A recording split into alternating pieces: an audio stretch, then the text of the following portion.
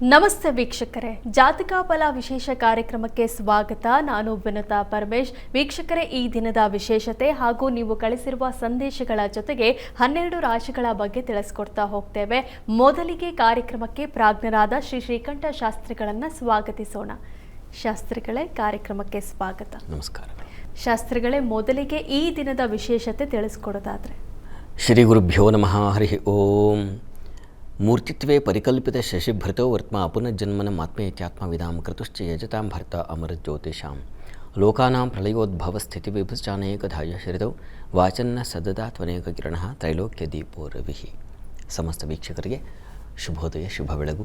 ಈ ದಿನದ ಸಂದೇಶಗಳನ್ನು ಪರಿಶೀಲಿಸುವ ಪೂರ್ವದಲ್ಲಿ ಇವತ್ತಿನ ಪಂಚಾಂಗವನ್ನು ಗಮನಿಸಿಕೊಳ್ಳೋಣ. ಶ್ರೀ ಪರಾಭವನಾಮ ಸಂವತ್ಸರ, ಉತ್ತರಾಯಣ, ಗ್ರೀಷ್ಮ ಋತು, ಅಧಿಕ ಜ್ಯೇಷ್ಠ ಮಾಸ, ಶುಕ್ಲ ಪಕ್ಷವಾಗಿದೆ. ಈ ದಿವಸ ಬುಧವಾರವಾಗಿರತಕ್ಕಂಥದ್ದು, ಚತುರ್ಥಿ ತಿಥಿ, ಆರ್ದ್ರಾ ನಕ್ಷತ್ರ. ಈ ದಿವಸ ಅಧಿಕ ಮಾಸದ ಬುಧವಾರದಲ್ಲಿದ್ದೀವಿ, ವಿಷ್ಣುವಿನ ವಾರ. ಹೀಗಾಗಿ ವಿಷ್ಣು ಪ್ರಾರ್ಥನೆ, ವಿಷ್ಣು ಸ್ಮರಣೆಗಳನ್ನು ತಪ್ಪದೆ ಮಾಡಿದ್ರೆ ಹೆಚ್ಚಿನ ಫಲ ಸಿಗುತ್ತೆ. ಈ ದಿವಸ ನಾವು ಈ ಸಂದರ್ಭದಲ್ಲಿ ಆ ಧ್ಯಾನ ಹೇಗಿರಬೇಕು, ನಾವು ಮಾಡುವ ಪ್ರಾರ್ಥನೆಗಳು ಹೇಗಿರಬೇಕು ಅಂತಂದರೆ, ಸಾಮಾನ್ಯವಾಗಿ ಒಂದು ಕೊಕ್ಕರೆಗೆ ಹೋಲಿಸ್ತಾರೆ. ಬಕ ಪಕ್ಷಿ ಅಂತ ಕರೀತಾರೆ ಅದನ್ನು. ಬಕ ಧ್ಯಾನ ಅಂತ ಬಹಳ ಪ್ರಸಿದ್ಧಿ. ಅದು ಹೇಗೆ ನೀರಿನ ನೋಡಿದರೆ ಗೊತ್ತಾಗತ್ತೆ. ಈ ತೊರೆಗಳಲ್ಲಿ, ಸರೋವರಗಳಲ್ಲಿ ಅಂಥ ಕಡೆ ಅದು ಆ ಕೊಕ್ಕರೆ ಕಾನ್ಸಂಟ್ರೇಟ್ ಮಾಡ್ತಾ ಇರುತ್ತೆ ಮೀನನ್ನು ಹಿಡಿಲಿಕ್ಕೆ. ಗೊತ್ತಾಗೋದಿಲ್ಲ ಮೀನಿನ ಜಾಡು ಹೇಗೆ, ಅದು ಎಷ್ಟು ಲವಲವಿಕೆಯಿಂದ ಇರುತ್ತೆ ನಿಮಗೆ ಗೊತ್ತಿದೆ. ಮೀನು ಒಂದು ಕಡೆ ನಿಂತಲ್ಲಿ ನಿಲ್ಲಲ್ಲ, ಒಂದು ಸ್ಥಿರತೆ ಇಲ್ಲ, ಅದಕ್ಕೆ ಚಂಚಲತೆ. ಅಂಥ ಮೀನನ್ನು ಆ ಕೊಕ್ಕರೆ ಪಟ್ಟಂತ ಹಿಡಿಯುತ್ತೆ. ಅದು ಅದರ ಕಾನ್ಸಂಟ್ರೇಷನ್. ಆ ರೀತಿಯಲ್ಲಿ ನಾವು ಬಕಧ್ಯಾನ, ಅದು ಪ್ರಸಿದ್ಧಿ. ಯೋಗದಲ್ಲೂ ಇದೆ. ಬಕಾಸನ ಅಂತಲೇ ಅದಕ್ಕೆ ಹೆಸರು. ಕ್ರೇನ್ ಪೋಸ್ ಅಂತ ಕರೀತಾರಲ್ಲ ಅದು. ಅದರಿಂದ ನಮಗೆ ಆ ಕಾನ್ಸಂಟ್ರೇಷನ್ನು ಬರುತ್ತೆ, ತೋಳು ಬಲ ಎಲ್ಲ ಹೆಚ್ಚಾಗುತ್ತೆ ಅಂತ ಯೋಗ ಹೇಳುತ್ತೆ ಬಿಡಿ. ಹೀಗೆ ಈ ಧ್ಯಾನದಲ್ಲೂ ಇದನ್ನು ಹೇಳಿದೆ. ಬಕಧ್ಯಾನ ಬಹಳ ಮುಖ್ಯ. ಆ ರೀತಿಯ ಒಂದು ಅಳವಡಿಕೆ ಬೇಕು ನಮಗೆ. ವಿಷ್ಣು ಪ್ರಾರ್ಥನೆ, ಶಿವಪ್ರಯ ಯಾವುದಾದ್ರೂ ಮಾಡಿ, ನೀವು ತೊಂದರೆ ಇಲ್ಲ. ಆ ಪ್ರಾರ್ಥನೆ ಮಾಡುವಾಗ ನೀವು ಹಾಗೆ ಅದು ಹೇಗೆ ಇನ್ನೊಂದು ಕಡೆ ಮನಸ್ಸು ಚಂಚಲವಾದರೆ ಮೀನು ತಗೊಳಕ್ಕೆ ಹೇಗೆ ಸಾಧ್ಯ? ಅದು ಗಮನಿಸ್ತಾ ಇರುತ್ತೆ. ಅಂಥ ಚಂಚಲವಾದ ಮೀನನ್ನು ಪಟ್ಟಂತ ಹಿಡಿಯುತ್ತೆ. ಆ ರೀತಿಯಲ್ಲಿ ನನ್ನ ಮನಸ್ಸು ಚಂಚಲವಾಗದೆ ವಿಷ್ಣುವಿನ ಪ್ರಾರ್ಥನೆಯನ್ನು ಮಾಡೋದ್ರಿಂದ, ವಿಷ್ಣು ಸಹಸ್ರನಾಮ ಹೇಳೋದ್ರಿಂದ, ವಿಷ್ಣುವಿನ ನಾಮಾವಳಿ ಹೇಳೋದ್ರಿಂದ, ಒಂದು ಪದ್ಯ ಓದ್ಕೊಳ್ಳಿ. ವಿಷ್ಣುವಿಗೆ ಸಂಬಂಧಿಸಿರ್ತಕ್ಕಂಥ ಯಾವುದೇ ಒಂದು ಗೀತೆ ಕೇಳಿ. ಅದು ಕೇಳಿದ್ರೆ ನಿಮಗೆ ಆ ಕೇಳ್ಮೆಯ ಅಷ್ಟೂ ಕಾಲ ನೀವು ಅದರ ಹೊರತಾಗಿ ಬೇರೆ ಆಲೋಚನೆ ಮಾಡಬಾರ್ದು. ಸಂಪೂರ್ಣವಾಗಿ ವಿಷ್ಣುವನ್ನು ಗ್ರಹಣ ಮಾಡುವ ಆ ಭಕ್ತಿಯಿಂದ ನಿಮಗೆ ಆ ವಿಷ್ಣುವಿನ ಪ್ರೀತಿಯನ್ನು, ಅನುಗ್ರಹವನ್ನು ನಾವು ಸೆರೆ ಹಿಡಿಬೇಕು. ಅದು ನಮ್ಮ ಹೃದಯದಿಂದ ಆಗಬೇಕು. ಆ ರೀತಿಯ ಒಂದು ಧ್ಯಾನ ಮಾಡಿದ್ರೆ ಪರಮಾತ್ಮನ ಕೃಪೆ ಉಂಟಾಗುತ್ತೆ. ಪರಮಾತ್ಮನ ಕೃಪೆ ಹೇಗಾಗುತ್ತೆ ಅಂತಂದರೆ ಬುದ್ಧಿ ರೂಪದಲ್ಲಿ ಆಗುತ್ತೆ. ಹೀಗಾಗಿ ಈ ಅಧಿಕ ಮಾಸದಲ್ಲಿ ಈ ಒಂದು ಶುಭ ದಿವಸ ತಾವು ವಿಷ್ಣು ಪ್ರಾರ್ಥನೆ, ವಿಷ್ಣು ಸನ್ನಿಧಾನಕ್ಕೆ ಹೋಗಿ ಬರತಕ್ಕಂಥದ್ದು, ಅಥವಾ ವಿಷ್ಣುವಿನ ಹೆಸರಿನಲ್ಲಿ ನೀನು ಅನ್ನ ಸಂತರ್ಪಣೆ ಮಾಡ್ತಕ್ಕಂಥದ್ದು, ದಾನಾದಿಗಳನ್ನು ಮಾಡ್ತಕ್ಕಂಥದ್ದು ಯಾವುದೂ ಆಗಬಹುದು. ಅದನ್ನು ತಪ್ಪದೆ ಮಾಡಿ. ವಿಷ್ಣುವಿನ ಕೃಪೆ ಆಗಲಿ. ಸರಿ ಶಾಸ್ತ್ರಿಗಳೇ, ಬಕಪಕ್ಷಿ ಅಂದರೆ ಏನು? ಬಕಪಕ್ಷಿ ಥರ ಕಾಯ್ತಾ ಇದ್ದ ಅನ್ನೋ ಮಾತನ್ನು ಆಗಾಗ ನಾವು ಆಡ್ತೇವೆ. ಆದರೆ ಅದನ್ನು ಯಾಕಾಗಿ ಹೇಳ್ತಾರೆ ಅನ್ನೋ ಉದಾಹರಣೆ ಕೊಟ್ರಿ. ಜೊತೆಗೆ ವಿಷ್ಣುವಿನ ಕೃಪೆಗೆ ಪಾತ್ರರಾಗಬೇಕು ಅಂದರೆ ಏನು ಮಾಡಬೇಕು ಅಂತ ತಿಳಿಸ್ಕೊಟ್ರಿ. ಈಗ ಸಂದೇಶಗಳ ಕಡೆ ಗಮನ ಹರಿಸ್ತಾ ಹೋಗೋಣ. ವೀಕ್ಷಕರೇ, ಮೊದಲ ಸಂದೇಶ ವಿದ್ಯಾ ಸವಣೂರಿನಿಂದ. ಇವರು ಹುಟ್ಟಿದ ದಿನಾಂಕ 7/8/1969, ಹುಟ್ಟಿದ ಸಮಯ 5:30 PM. ಇವರ ಪ್ರಶ್ನೆ, ಏಪ್ರಿಲ್ 23ರಂದು ಚಿನ್ನದ ಸರ ಕಳೆದು ಹೋಗಿದೆ, ಅದು ಮರಳಿ ಸಿಗುತ್ತಾ? ಮರಳಿ ಪಡೆಯಲು ಏನು ಮಾಡಬೇಕು ಅಂತ ಕೇಳ್ತಿದ್ದಾರೆ. ವಿದ್ಯಾವರ ಪ್ರಶ್ನೆ. ಪಾಪ ಚಿನ್ನದ ಸರ ಕಳ್ಕೊಂಡ್ಬಿಟ್ಟಿದ್ದಾರೆ ಪಾಪ. ಅದರದ್ದು ಡೇಟು ಹೇಳಿದಾರಲ್ವ ಅವರು.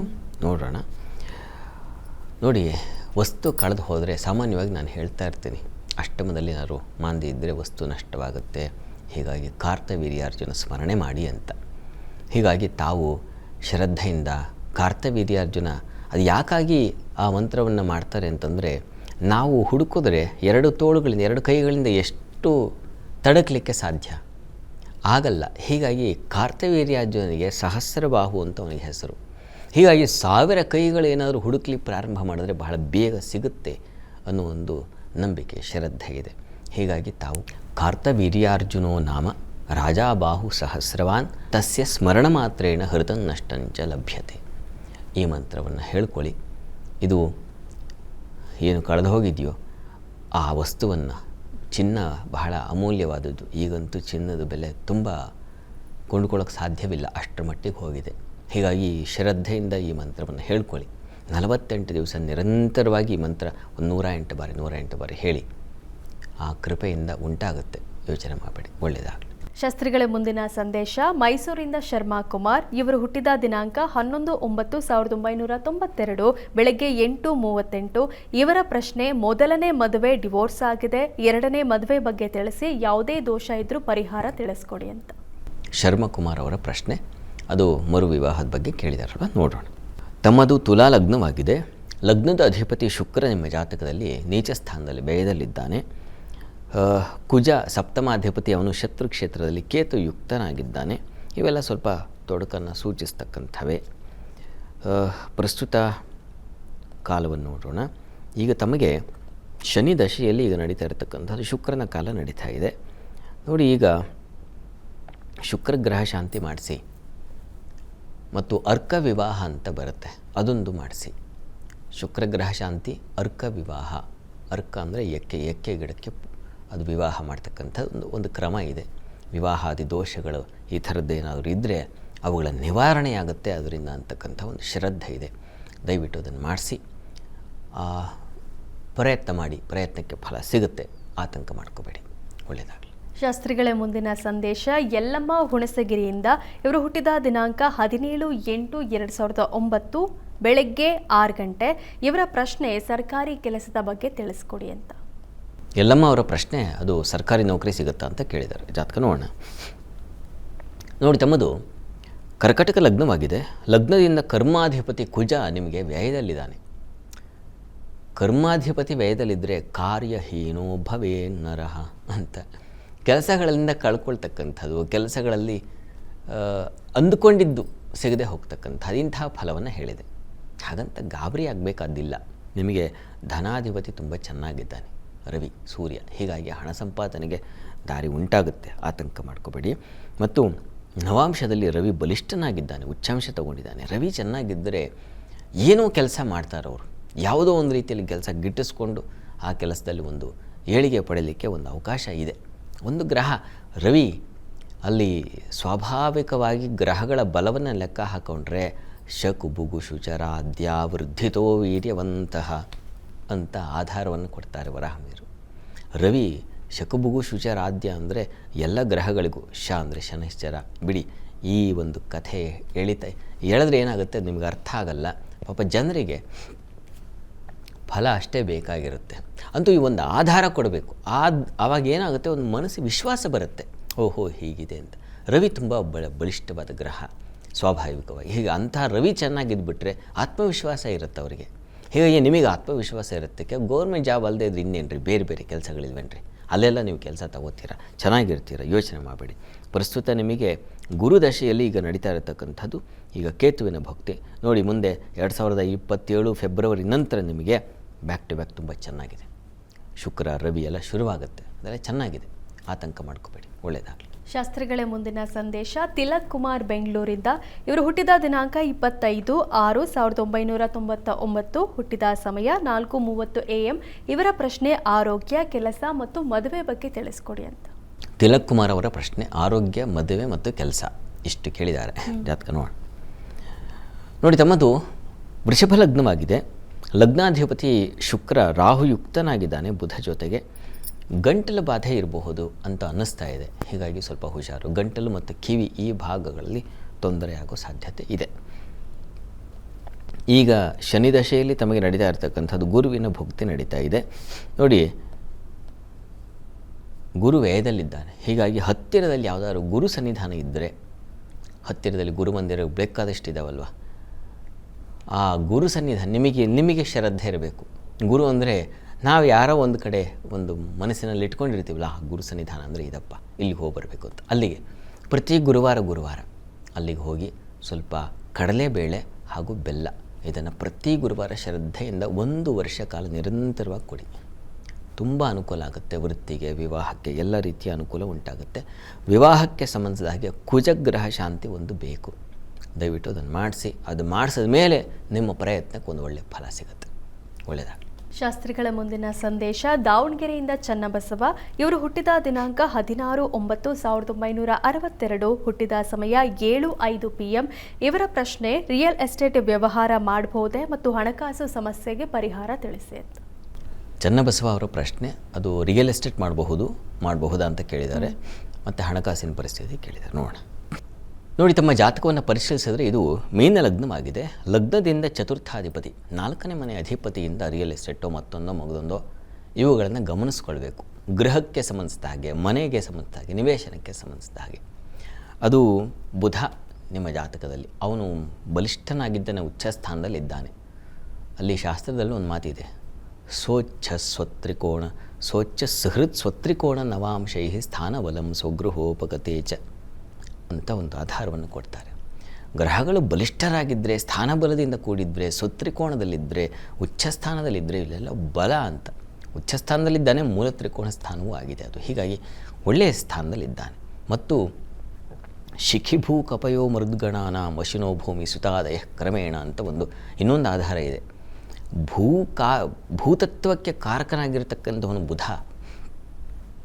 ಹೀಗಾಗಿ ಜಾತಕದಲ್ಲಿ ತುಂಬ ಚೆನ್ನಾಗಿದೆ. ಮತ್ತು ಧನಾಧಿಪತಿ ಕುಜನೂ ಚತುರ್ಥದಲ್ಲಿದ್ದಾನೆ. ಶತ್ರುಕ್ಷೇತ್ರ ಇರಬಹುದು, ಆದರೆ ಅನುಕೂಲ ಆಗುತ್ತೆ.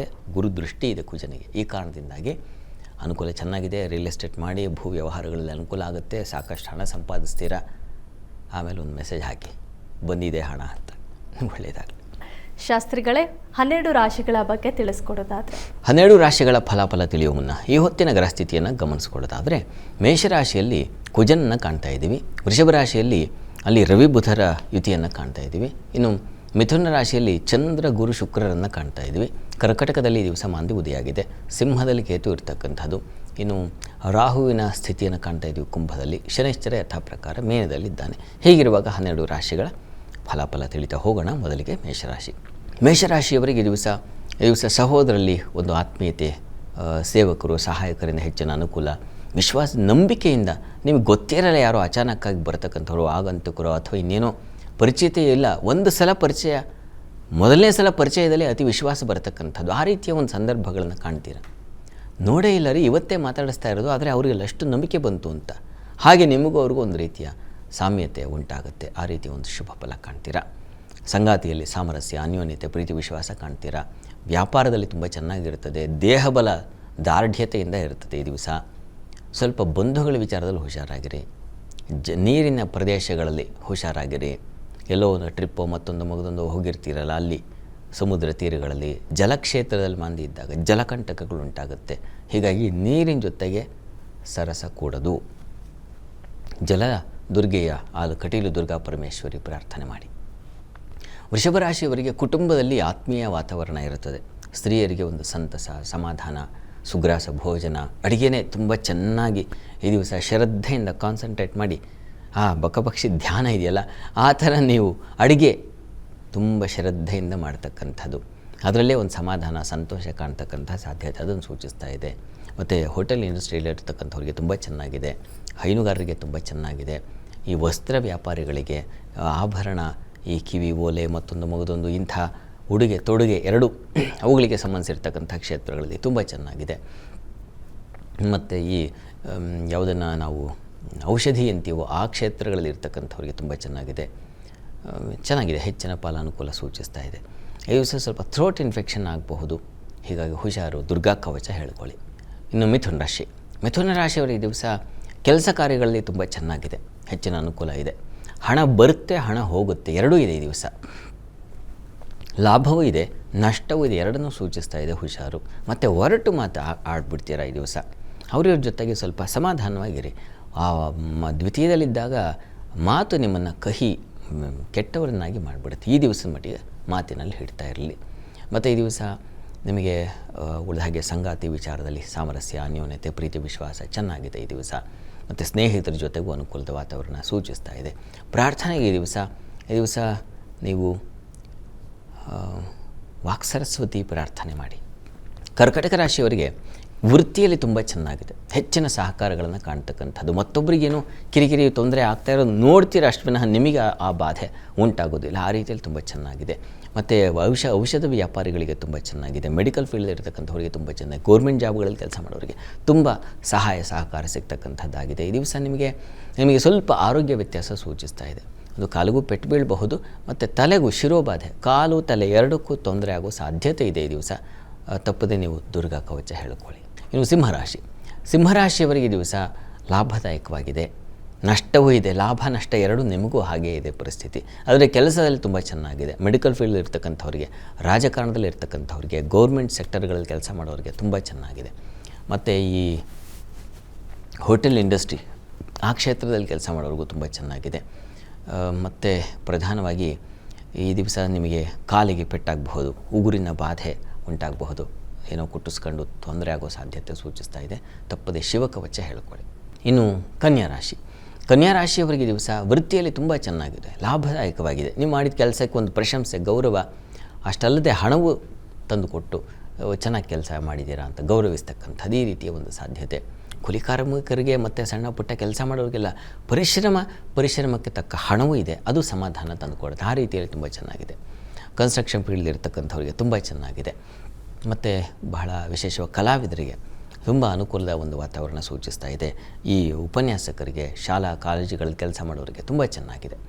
ಇನ್ನು ಸಂಗಾತಿಯಲ್ಲೂ ಅಷ್ಟೇ ಸಾಮರಸ್ಯ, ಪ್ರೀತಿ, ವಿಶ್ವಾಸ, ವಿದೇಶ ಸಂಪರ್ಕಗಳಿಂದ ಬರ್ತಕ್ಕಂಥ ಲಾಭ ಇತ್ಯಾದಿ ಚೆನ್ನಾಗಿದೆ ರೀ ಈ ದಿವಸ, ಹೆಚ್ಚಿನ ಪಾಲು ಚೆನ್ನಾಗಿದೆ. ಪ್ರಾರ್ಥನೆಗೆ ಈ ದಿವಸ ಇಷ್ಟ ದೇವತಾರಾಧನೆ ಮಾಡಿ. ಇನ್ನು ತುಲಾರಾಶಿಯವರಿಗೆ ಈ ದಿವಸ ಸಂಗಾತಿಯಿಂದ ಸಾಮರಸ್ಯ, ಜೊತೆಗೆ ಪಾರ್ಟ್ನರ್ಶಿಪ್ಪಲ್ಲಿ ಏನಾದರೂ ಬಿಸ್ನೆಸ್ ಮಾಡ್ತಾಯಿದ್ರೆ ಅವರಿಗೆ ತುಂಬ ಚೆನ್ನಾಗಿದೆ, ಹೆಚ್ಚಿನ ಅನುಕೂಲ. ಹೋಟೆಲ್ ಸೆಕ್ಟರ್ಗಳಲ್ಲಿ ಕೆಲಸ ಮಾಡೋರಿಗೆ ತುಂಬ ಚೆನ್ನಾಗಿದೆ. ಮತ್ತು ಈ ದಿವಸ ನಿಮಗೂ ಕೂಡ ಜಲಕಂಟಕ ಸೂಚಿಸ್ತಾ ಇದೆ. ನೀರಿನ ಸಮೀಪದಲ್ಲಿ ಸ್ವಲ್ಪ ಹುಷಾರಾಗಿರಿ. ವೃತ್ತಿಯಿಂದ, ಕೆಲಸದಿಂದ ಎಲ್ಲೋ ಹೊರಗೋಗಿರ್ತೀರ, ಕೆಲಸದ ನಿಮಿತ್ತ ಹೊರಗೋಗಿರ್ತೀರ, ಅವರು ಹುಷಾರಾಗಿರಬೇಕು ಈ ದಿವಸ. ಕೆಲಸದ ಸ್ಥಳದಲ್ಲಿ ಸ್ವಲ್ಪ ಕಿರಿಕಿರಿ ವಾತಾವರಣ ಸೂಚಿಸ್ತಾ ಇದೆ. ಮತ್ತು ಈ ದಿವಸ ನಿಮಗೆ ಒಂದು ಶ್ರದ್ಧೆ, ಧರ್ಮ ಕಾರ್ಯಗಳಲ್ಲಿ ಮತ್ತು ಯಾವುದೋ ಒಂದು ಪುಣ್ಯ ಕಾರ್ಯಗಳಲ್ಲಿ ಒಂದು ಭಾಗವಹಿಸ್ತಕ್ಕಂಥದ್ದು, ಏನೋ ಒಂದು ಪುಣ್ಯ, ಅದರ ಫಲದಿಂದಾಗಿ ಇಂಥದ್ದೊಂದು ಅವಕಾಶ ಉಂಟಾಯಿತು ಅಂತಕ್ಕಂಥ ಹೆಮ್ಮೆ, ಪುಣ್ಯ ಕಾರ್ಯಗಳನ್ನು ಮಾಡ್ತಕ್ಕಂಥ ಒಂದು ಅವಕಾಶ ಸಿಗುತ್ತೆ. ಆ ರೀತಿಯ ಒಂದು ಸಾಧ್ಯತೆ ಚೆನ್ನಾಗಿದೆ. ಪ್ರಾರ್ಥನೆಗೆ ಈ ದಿವಸ ಗಣಪತಿ ಪ್ರಾರ್ಥನೆ ಮಾಡಿ. ಇನ್ನು ವೃಶ್ಚಿಕ ರಾಶಿಯವರಿಗೆ ವೃತ್ತಿಯಲ್ಲಿ ತುಂಬ ಚೆನ್ನಾಗಿದೆ, ಸಪೋರ್ಟ್ ಸಿಗುತ್ತೆ. ಅದು ಸಂಗಾತಿಯಿಂದ, ಸಹೋದ್ಯೋಗಿಗಳಿಂದ ಸಹಕಾರ ಸಿಗ್ತಕ್ಕಂಥ ಸಾಧ್ಯತೆ ಇದೆ. ಈ ದಿವಸ ನಿಮಗೆ ಸ್ತ್ರೀಯರಿಗೆ ಸ್ವಲ್ಪ ಆರೋಗ್ಯ ವ್ಯತ್ಯಾಸ ಸೂಚಿಸ್ತಾ ಇದೆ. ಮತ್ತು ಈ ದಿವಸ ಶುಭ ಕಾರ್ಯಗಳಲ್ಲಿ, ಯಾವುದೋ ಒಂದು ಪುಣ್ಯ ಕಾರ್ಯ, ಇನ್ನೇನೋ ಒಂದು ಸತ್ಕಾರ್ಯ, ದೇವಸ್ಥಾನವೋ ಮತ್ತೊಂದು ಅವುಗಳಲ್ಲಿ ಸ್ವಲ್ಪ ಹಿನ್ನಡೆ ಉಂಟಾಗುತ್ತೆ. ಒಂದು ವಿಷ್ಣು ಸಹಸ್ರನಾಮ ಹೇಳ್ಕೊಳ್ಳೋಣ, ಇನ್ನೇನೋ ಒಂದು ಪೂಜೆ ಮಾಡೋಣ ಅಂದರೂ ಅಲ್ಲೇನೋ ತೊಡಕು, ವಿಘ್ನ ಬರೋ ಸಾಧ್ಯತೆ ಹಾಗೆ ಇರ್ತದೆ ಈ ದಿವಸ. ಗಣಪತಿ ಪ್ರಾರ್ಥನೆಯನ್ನೇ ಮಾಡಿ. ಇನ್ನು ಧನುರಾಶಿಯವರಿಗೆ ವೃತ್ತಿಯಲ್ಲಿ ತುಂಬ ಚೆನ್ನಾಗಿದೆ, ಹೆಚ್ಚಿನ ಅನುಕೂಲ. ಸಂಗಾತಿಯಿಂದ ಸಾಮರಸ್ಯ, ಅನುಕೂಲ, ಪ್ರೀತಿ, ವಿಶ್ವಾಸ ಚೆನ್ನಾಗಿರ್ತದೆ ಈ ದಿವಸ. ವ್ಯಾಪಾರಗಳಿಗೆ ತುಂಬ ಚೆನ್ನಾಗಿದೆ. ಮತ್ತು ಸ್ನೇಹಿತರಿಂದ ಅನುಕೂಲ, ಮಕ್ಕಳಿಂದ ಸಹಾಯ, ಹೀಗೆಲ್ಲ ತುಂಬ ಚೆನ್ನಾಗಿದೆ. ವಸ್ತು ಹಾನಿ ಸೂಚಿಸ್ತಾ ಇದೆ, ಅಪಮಾನ ಆಗೋ ಸಾಧ್ಯತೆ ಇದೆ. ದುರ್ಗಾ ಪ್ರಾರ್ಥನೆ ಮಾಡಿ. ಇನ್ನು ಮಕರ ರಾಶಿಯವರಿಗೆ ದಿವಸ ಕೆಲಸ ಕಾರ್ಯಗಳಲ್ಲಿ ತಕ್ಕ ಮಟ್ಟಿಗೆ ಅನುಕೂಲ ಇದೆ, ಸಂಶಯ ಇಲ್ಲ. ಸ್ತ್ರೀಯರಿಗೆ ಸ್ವಲ್ಪ ವಿರೋಧಗಳು, ತೊಡಕುಗಳು ಬರೋ ಸಾಧ್ಯತೆ ಸೂಚಿಸ್ತಾ ಇದೆ. ಶತ್ರುಗಳ ಬಾಧೆ, ಆತ್ಮೀಯರೇ ಆಗಿರ್ತಾರೆ, ಅವರೇ ಕಿರಿಕಿರಿ ಆಗ್ತಾ ಇರ್ತಾರೆ. ಸಹಿಸ್ಕೊಳಕ್ಕಾಗಲ್ಲ, ಬಿಡೋಕ್ಕಾಗಲ್ಲ, ಕಟ್ಕೊಳ್ಳೋಕ್ಕಾಗಲ್ಲ, ಬಿಡೋಕ್ಕಾಗಲ್ಲ, ಈ ಥರದೊಂದು ಪರಿಸ್ಥಿತಿ ಎದುರಾಗುತ್ತೆ. ಸಂಗಾತಿಯಲ್ಲೂ ಅಷ್ಟೇ ಈ ದಿವಸ ಒಂಥರ ಕಿರಿಕಿರಿ ವಾತಾವರಣ. ಅವರ ಥಾಟ್ಸ್ ನಿಮಗೆ ಇಷ್ಟ ಆಗಲ್ಲ, ನಿಮ್ಮ ಥಾಟ್ಸ್ ಅವರಿಗೆ ಸರಿ ಹೋಗಲ್ಲ, ಒಂಥರ ಕಿರಿಕಿರಿ ಇದೆ ಈ ದಿವಸ. ಇದರ ನಿವಾರಣೆಗೆ ಶಿವಶಕ್ತಿಯರ ಆರಾಧನೆ, ಪಾರ್ವತಿ ಪರಮೇಶ್ವರ ಪ್ರಾರ್ಥನೆ ಮಾಡಿ ಅನುಕೂಲ ಆಗುತ್ತೆ. ರಿಯಲ್ ಎಸ್ಟೇಟ್ ವ್ಯಾಪಾರಿಗಳಿಗೆ ಒಂದು ರೀತಿಯ ಹೊಸ ಬೆಳಕು, ಏನೋ ಒಂದು ಆಗುತ್ತೆ ಅನ್ನತಕ್ಕಂಥ ಒಂದು ಸೂಚನೆ. ಕೆಲಸಗಳಾಗದೇ ಇರಬಹುದು, ಅಧಿಕ ಮಾಸ ಅಂತೇಳಿ ಯಾರು ಬರದೆ, ಆದರೆ ಅಂಥದ್ದೊಂದು ವಾತಾವರಣ ನಿರ್ಮಾಣ ಆಗುತ್ತೆ, ಚೆನ್ನಾಗಿದೆ. ಪ್ರಾರ್ಥನೆಗೆ ಶಿವಶಕ್ತಿಯರ ಆರಾಧನೆ ಮಾಡಿ. ಇನ್ನು ಕುಂಭರಾಶಿಯವರಿಗೆ ಧೈರ್ಯ, ಸಾಹಸಗಳು, ಪ್ರಚಂಡ ಬುದ್ಧಿವಂತಿಕೆ ತುಂಬ ಚೆನ್ನಾಗಿದೆ. ಹೆಣ್ಣು ಮಕ್ಕಳಿಗೆ ಬುದ್ಧಿ ಶಕ್ತಿ ಚುರುಕಾಗ್ತಕ್ಕಂಥದ್ದು, ಸ್ನೇಹಿತರಿಂದ ಸಹಾಯ ಸಹಕಾರ ಸಿಗ್ತಕ್ಕಂಥದ್ದು, ಈ ಸಾಧ್ಯತೆಗಳೆಲ್ಲ ಇದ್ದಾವೆ. ಸ್ವಲ್ಪ ಸಾಲ ಮತ್ತು ಶತ್ರುಗಳ ಬಾಧೆ ಸೂಚಿಸ್ತಾ ಇದೆ. ಹುಷಾರು, ನರಸಿಂಹ ಪ್ರಾರ್ಥನೆ ಮಾಡಿಕೊಳ್ಳಿ. ಇನ್ನು ಮೀನರಾಶಿಯವರಿಗೆ ವೃತ್ತಿಯಲ್ಲಿ ತುಂಬ ವಿಶೇಷವಾದ ಅನುಕೂಲ. ಈ ದಿವಸ ಕೌಶಲ್ಯ ಪ್ರದರ್ಶನ, ತುಂಬ ಜಾಣ್ಮೆಯಿಂದ ಕೆಲಸ ಮಾಡ್ತೀರಾ ಈ ದಿವಸ. ಸ್ನೇಹಿತರ ಜೊತೆಗೆ ತುಂಬ ಪ್ರೀತಿ ವಿಶ್ವಾಸಗಳಿಂದ ವಿಹಾರ, ಪ್ರಯಾಣ ಅಥವಾ ಇನ್ನೇನು ಗೆಟ್ ಟುಗೆದರ್ ಪಾರ್ಟಿ ಈ ಥರದ್ದೆಲ್ಲ ಆಯೋಜನೆ ಮಾಡ್ಕೊಳ್ಳೋ ಸಾಧ್ಯತೆ ಇದೆ ಈ ದಿವಸ. ಚೆನ್ನಾಗಿದೆ. ಮತ್ತು ಮನೋರಂಜನೆ, ಮನಸ್ಸಿಗೆ ಹಿತವಾದದ್ದು. ಏನೋ ಇಡೀ ದಿವಸ ಕೆಲಸ ಇರಲಿಲ್ಲ, ಎಲ್ಲ ವೆಬ್ ಸೀರೀಸ್ ನೋಡ್ದಾಗ ಕೂತ್ಬಿಟ್ಟು ಅಂತ ಈ ಥರದ್ದು ಏನೋ ಒಂದು ತಲೆಯಲ್ಲಿ ಓಡುತ್ತೆ. ಅಂತೂ ಮೊಬೈಲು ಮತ್ತೊಂದು ಇವುಗಳು ನಿಮ್ಮ ಮನೋರಂಜನಾ ಸಾಧನಗಳಾಗುತ್ತೆ ಈ ದಿವಸ. ಪ್ರಾರ್ಥನೆಗೆ ಈ ದಿವಸ ಸ್ವಲ್ಪ ಉದರ ಬಾಧೆ ಸೂಚಿಸ್ತಾ ಇದೆ. ಹೀಗಾಗಿ ದುರ್ಗಾ ಪ್ರಾರ್ಥನೆ ಮಾಡಿಕೊಳ್ಳಿ. ಈ ದಿವಸ 12 ರಾಶಿಗಳವರು, ರಾಶಿ ಗೊತ್ತಿಲ್ಲ ಅಂತಕ್ಕಂಥವರು ಹೇಳಬಹುದಾದ ಮಂತ್ರ ಗಮನಿಸಿ. ಓಂ ಸುರೇಶ್ವರಾಯ ನಮಃ. ಈ ಮಂತ್ರ ಹೇಳ್ಕೊಳ್ಳಿ, ಅನುಕೂಲ ಆಗುತ್ತೆ. ಶಾಸ್ತ್ರಿಗಳೇ, ಈ ದಿನದ ವಿಶೇಷತೆ ಹಾಗೂ 12 ರಾಶಿಗಳ ಜೊತೆಗೆ ಸಂದೇಶಗಳ ಬಗ್ಗೆ ತಿಳಿಸ್ಕೊಟ್ರಿ. ಧನ್ಯವಾದ.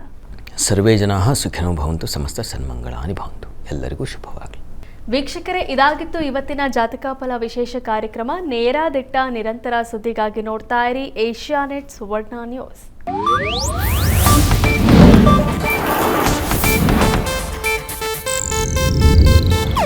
ಇದು ಏಷ್ಯಾನೆಟ್ ನ್ಯೂಸ್ ನೆಟ್ವರ್ಕ್ ಪ್ರಸ್ತುತಿ.